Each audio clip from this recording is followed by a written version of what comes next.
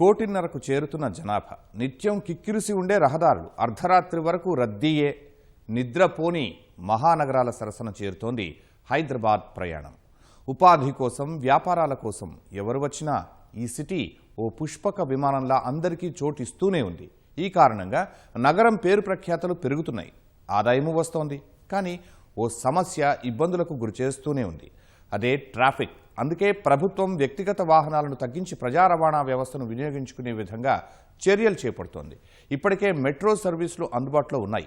ఇప్పుడు వీటికి తోడుగా ఎంఎంటీఎస్ సేవలను అందరూ ఉపయోగించుకునేలా ప్రయత్నాలు ముమ్మరం చేసింది. రోడ్లపై రద్దీని తగ్గించేందుకు ఎంఎంటీఎస్ రైళ్లలో ఉచిత ప్రయాణం అందించాలన్న యోచనలో ఉంది.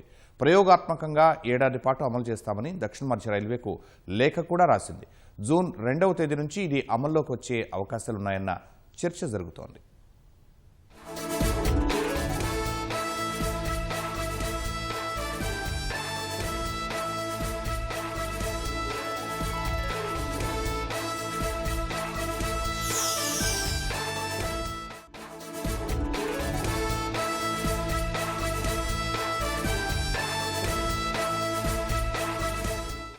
సుమారు 85 లక్షల వాహనాలు, రోజుకు తక్కువలో తక్కువ 3000 కొత్తవి రోడ్లపైకి. ఎప్పుడూ లేనంత వేగంగా పెరుగుతున్న సంఖ్య. క్లుప్తంగా హైదరాబాద్లోని పరిస్థితి ఇది. కోటికి పైగా జనాభా ఉంటే 85 లక్షల వాహనాలు ఉన్నాయంటే ఏ స్థాయిలో రహదారులు కిటకిటలాడిపోతాయో ఊహించుకోవచ్చు. బస్సులు, ఆటోలు, రెంటల్ క్యాబ్లు, బైక్లు, మెట్రో సర్వీసులు, ఇలా ఎన్నో సర్వీసులు అందుబాటులో ఉన్నాయి. అయినా వ్యక్తిగత వాహనాల్లో ప్రయాణించే వారి సంఖ్య ఎక్కువగానే ఉంటోంది. అందుకే నిత్యం రహదారులు రద్దీగానే ఉంటున్నాయి. నిజానికి ట్రాఫిక్ విషయంలో బెంగళూరుతో పోల్చి చూస్తే ఇక్కడ పర్వాలేదు అనిపిస్తున్నా భవిష్యత్తులో ఆ పరిస్థితి వస్తుందేమో ఎవరికి తెలుసు. అందుకే ముందస్తు జాగ్రత్తలు తీసుకోవాల్సిన సమయం వచ్చిందని భావిస్తోంది ప్రభుత్వం. అందులో భాగంగానే ఎంఎంటీఎస్ సర్వీసులపై దృష్టి సారించింది. రహదారులపై రద్దీని కట్టడి చేసి ఎంఎంటీఎస్ లో ఎక్కువ మంది ప్రయాణించేలా చూడాలని ప్రణాళికలు రచిస్తోంది.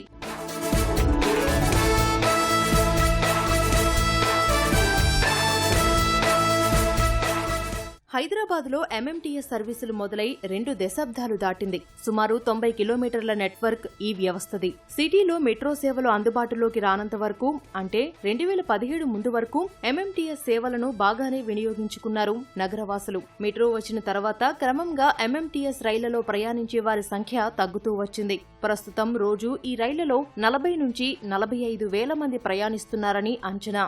88 సర్వీసులు కొనసాగుతున్నాయి. కరోనాకు ముందు రోజుకు దాదాపు 1,60,000 మంది ప్రయాణించినట్లు లెక్కలు చెబుతున్నాయి. అప్పట్లో రోజు 120 వరకు సర్వీసులు నడిచాయి. మెట్రో రైల్ విస్తరణతో పాటు ప్రస్తుతం మహిళలకు ఉచిత బస్ సౌకర్యం కూడా అందుబాటులోకి రావడం వల్ల ఎంఎంటీఎస్ రైల్లో ప్రయాణించే వారి సంఖ్య గణనీయంగా పడిపోయింది. ఈ సమస్య గుర్తించిన ప్రభుత్వం ఇకపై ఎంఎంటీఎస్ లో అందరికీ ఉచిత ప్రయాణం అందించాలని ఓ ప్రణాళిక సిద్ధం చేసింది. తెలంగాణ అవతరణ దినోత్సవం అయిన జూన్ 2వ తేదీ నుంచి ఈ స్కీమ్ ప్రారంభించాలని యోచిస్తోంది. ఏడాది పాటు ప్రయోగాత్మకంగా అమలు చేయాలని చూస్తోంది.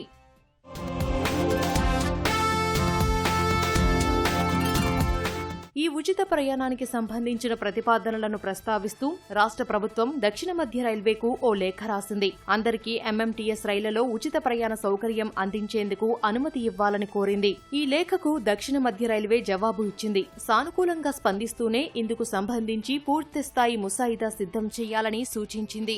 ఆ తర్వాతే ఈ డ్రాఫ్ట్ పరిశీలించి రైల్వే బోర్డు అనుమతి తీసుకుంటామని వెల్లడించింది. అయితే ఏ వేళల్లో ఎన్ని రైళ్లు నడపాలన్నది దక్షిణ మధ్య రైల్వే నిర్ణయించనుంది. ఆ మేరకు ఆయా స్టేషన్లలో సౌకర్యాలు కల్పిస్తామని వివరించింది. నిజానికి ఎంఎంటీఎస్ సర్వీసులకు పూర్వ వైభవం తీసుకురావాలన్న చర్చ ఎప్పటి నుంచో జరుగుతోంది. ప్రభుత్వం కూడా దీనిపై ప్రత్యేకంగా దృష్టి పెట్టింది. ఇప్పుడు ఉచిత ప్రయాణ సౌకర్యం కల్పించడం ద్వారా అది సాధ్యమవుతుందన్న నమ్మకంతో ఉంది. అదే సమయంలో సిటీలో ట్రాఫిక్ రద్దీ చాలా వరకు తగ్గుతుందని భావిస్తోంది.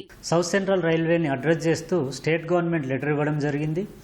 దీంట్లో ఎంఎంటీఎస్ సర్వీసెస్ని కంప్లీట్గా ఫ్రీగా చేసేందుకు ప్రతిపాదిస్తూ దాంతోపాటు ఆ కాస్ట్ కంప్లీట్ ఏదైతే ఉంటుందో దాన్ని స్టేట్ గవర్నమెంటే బేర్ చేస్తున్నట్టుగా చేయాలనుకుంటున్నట్టుగా లెటర్ ఇవ్వడం జరిగింది. సో దీనికి సంబంధించి సౌత్ సెంట్రల్ రైల్వే ఇంకో లెటర్ కూడా స్టేట్ గవర్నమెంట్కి ఇవ్వడం జరిగింది. దాంట్లో ఏంటంటే ముఖ్యంగా ఏదైతే ప్రతిపాదన చెప్పారో ఈ ఫ్రీ రైడర్షిప్ అన్నది దాన్ని డీటెయిల్డ్గా ఒక detailed draft memorandum of understanding రూపంలో టర్మ్స్ ఆఫ్ రిఫరెన్సెస్ని కలిగి ఇవ్వాలి అని లెటర్లో చెప్పడం జరిగింది. అది వస్తే దాన్ని పూర్తిగా స్టడీ చేసి ఆ ప్రపోజల్ని ఢిల్లీకి పంపించాల్సిన అవసరం ఉంటుంది. ఎందుకంటే రైల్వే బోర్డు పాలసీ డెసిషన్ కాబట్టి అక్కడి నుంచే దీనికి సంబంధించిన అప్రూవల్స్ రావాల్సిన అవసరం ఉంటుంది. ఈ స్కీమ్ అమల్లోకి వస్తే ఖచ్చితంగా విజయవంతమవుతుందని గట్టి నమ్మకంతో ఉంది ప్రభుత్వం. నిజానికి ప్రస్తుతం సిటీలోని బస్సులు కిక్కిరిసిపోతున్నాయి. అటు మెట్రో రైళ్ల పరిస్థితి ఇంతే. పీక్ అవర్స్ లో విపరీతంగా రద్దీ ఉంటోంది. ఒకవేళ ఎంఎంటీఎస్ రైళ్లలో ఉచిత ప్రయాణం అమల్లోకి వస్తే చాలా మంది ఈ సర్వీసులను వినియోగించుకోవడానికి ఆసక్తి చూపిస్తారన్నది ప్రభుత్వ ఆలోచన. అంటే ఆ మేరకు మెట్రో రైళ్లు బస్సులపై ఒత్తిడి తగ్గుతుంది. అదే సమయంలో వ్యక్తిగత వాహనాల్లో వెళ్లేవారు కూడా ఉచిత ప్రయాణం కావడం వల్ల ఎంఎంటీఎస్ వైపు మొగ్గు చూపే అవకాశమూ ఉంటుంది. అందుకే ఇంతగా ప్రాధాన్యత ఇస్తోంది ప్రభుత్వం. ప్రస్తుతానికి ఈ స్కీంపై మేధోమథనం సాగుతోంది. ఆపరేషన్ గైడ్ లైన్స్ పై ఓ స్పష్టత వస్తే అప్పుడు వీటిని పరిశీలించి అందులో అవసరమైన సవరణలు చేయనుంది దక్షిణ మధ్య రైల్వే. ఉచిత ప్రయాణం అందించడం ఎంతవరకు సాధ్యం, ఏ విధంగా అమలు చేయొచ్చు అనేది చర్చించనుంది. ఆ తర్వాత రైల్వే శాఖ ఆమోదం తీసుకోవాల్సి ఉంటుంది. రైల్వే అందుకు గ్రీన్ సిగ్నల్ ఇస్తే రాష్ట్ర ప్రభుత్వం వెంటనే ఉచిత ప్రయాణాన్ని అమల్లోకి తీసుకువచ్చేందుకు వీలవుతుంది. ప్రస్తుతం రాష్ట్ర ప్రభుత్వం మహాలక్ష్మి పథకం కింద మహిళలందరికీ బస్సులలో ఉచిత ప్రయాణ సౌకర్యం కల్పిస్తోంది. ఈ స్కీమ్ అమల్లో భాగంగా ఆర్టీసీ జీరో వాల్యూ టికెట్స్ ను జారీ చేస్తోంది. అందులో ప్రయాణ వివరాలు ఉంటాయి. తర్వాత ఆ టికెట్లన్నింటికీ ఎంత ఖర్చు అవుతోందో అంతే మేరకు రియంబర్స్ చేస్తుంది ప్రభుత్వం.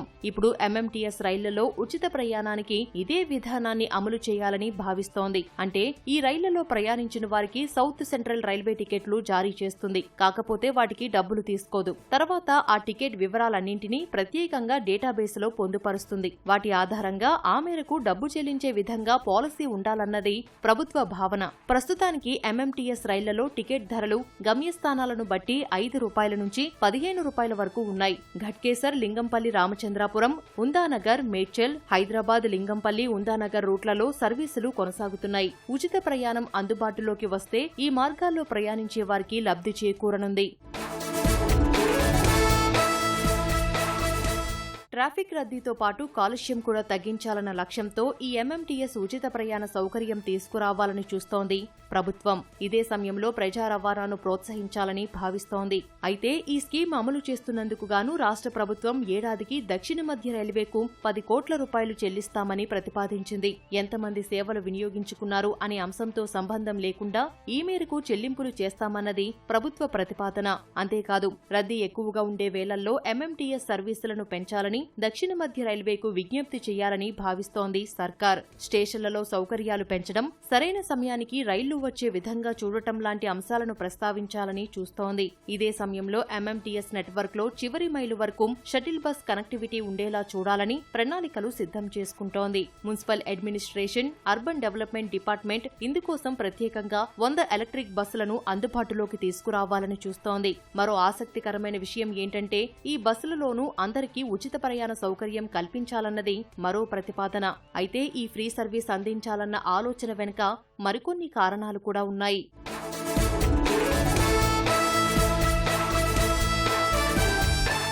కరోనా ముందు ఎంఎంటీఎస్ రైళ్లలో ప్రయాణికుల సంఖ్య బాగానే ఉంది. మళ్లీ ఆ స్థాయిలో ప్యాసింజర్స్ ను పెంచాలన్నది ప్రభుత్వ మొదటి లక్ష్యం.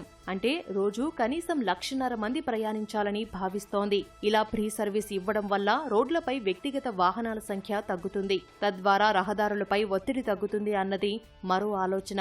ఇక ఇప్పటికే మహాలక్ష్మి స్కీమ్ అమలవుతోంది. ఇది సక్సెస్ అయిందని, ఇప్పుడు ఎంఎంటీఎస్ లోనూ ఉచిత ప్రయాణం అందిస్తే అదే విధంగా విజయవంతమవుతుందని ప్రభుత్వం చాలా గట్టి నమ్మకంతో ఉంది. తద్వారా ప్రజా రవాణా వ్యవస్థను ఎక్కువ మంది వినియోగించుకోవడానికి అవకాశముంటుంది. అయితే ఎన్నో ఏళ్లుగా ఎంఎంటీఎస్ ఫేజ్ 2 ప్రాజెక్టుకు సంబంధించిన బకాయిలు సుమారు 500 కోట్ల రూపాయల వరకు ఉంటాయని అంచనా. ఇప్పుడు ఈ ఉచిత ప్రయాణ సౌకర్యం అమల్లోకి రావాలంటే ముందు ఆ బకాయిలు చెల్లించాల్సి వస్తుండొచ్చు. దక్షిణ మధ్య రైల్వే కూడా ఇప్పటికే ఈ విషయాన్ని ప్రభుత్వానికి గుర్తు చేసినట్లు సమాచారం. ఎంఎంటీఎస్ ఏదైతే ఉందో ప్రస్తుతానికి ఆ సర్వీసెస్ జాయింట్ వెంచర్ లాగా, అంటే స్టేట్ అండ్ రైల్వేస్ మధ్య ఉంది. దాంట్లో స్టేట్కి సంబంధించిన కాంట్రిబ్యూషన్కి సంబంధించిన పెండింగ్ డ్యూస్ కూడా ఉన్నాయి, దాదాపు 500 కోట్ల వరకు. సో వాటి గురించి కూడా ఆ లెటర్లో ప్రస్తావించడం జరిగింది. సో దీనికి సంబంధించి సౌత్ సెంట్రల్ రైల్వే కూడా ఆ లెటర్లో ఏంటంటే ఆ సర్వీసెస్, టైమింగ్స్, దానికి సంబంధించిన ఆపరేషనల్ ఇష్యూస్ అన్నీ కూడా సౌత్ సెంట్రల్ రైల్వేనే చూసుకుంటుంది అన్నట్టు కూడా చెప్పడం జరిగింది. సో ప్రస్తుతానికి స్టేట్ గవర్నమెంట్ నుంచి డ్రాఫ్ట్ MOU వస్తే దాన్ని ముందుకు తీసుకెళ్ళి ఫర్దర్గా ప్రాసెస్ చేసేందుకు సౌత్ సెంట్రల్ రైల్వే సిద్ధంగా ఉంది. ప్రభుత్వ ఆలోచన బాగానే ఉన్నా ఈ పథకం అమల్లో సాధ్యాసాధ్యాలపై ఇంకా చర్చ జరుగుతోంది. పైగా రైల్వే శాఖ వరకు ఈ ప్రతిపాదనలు వెళ్లాలి, అక్కడ ఆమోదం లభించాలి. ఈ మధ్యలో ఏమైనా ఇబ్బందులు ఎదురవుతాయా, సవరణలు చేయాల్సి ఉంటుందా అన్న దానిపై రానున్న రోజుల్లో స్పష్టత వచ్చే అవకాశముంది.